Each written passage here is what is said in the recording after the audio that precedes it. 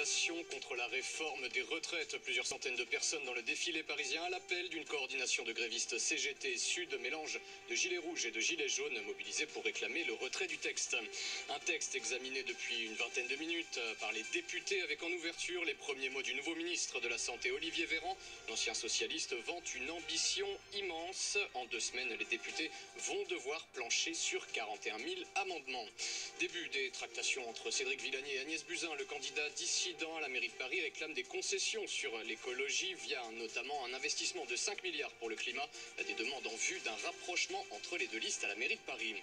Il avait alerté sur les agissements de Joël Le Squarnec dès 2006. Le psychiatre Thierry Bonvalot déplore auprès de la cellule investigation de Radio France qu'aucune mesure suffisante n'ait été prise par l'hôpital de Quimperlé. Joël Le Squarnec, soupçonné par la justice d'avoir fait au moins 349 victimes, pour la plupart des enfants agressés sexuellement.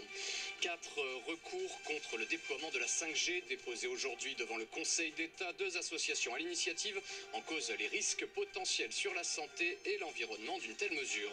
En Chine, les autorités de santé appellent les personnes guéries du coronavirus à donner leur sang. Leur plasma contient des anticorps pouvant accélérer le traitement des patients toujours traités. Près de 1800 personnes sont mortes après avoir été infectées.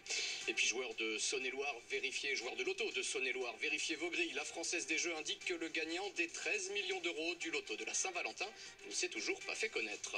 France Info. Et tout est plus clair.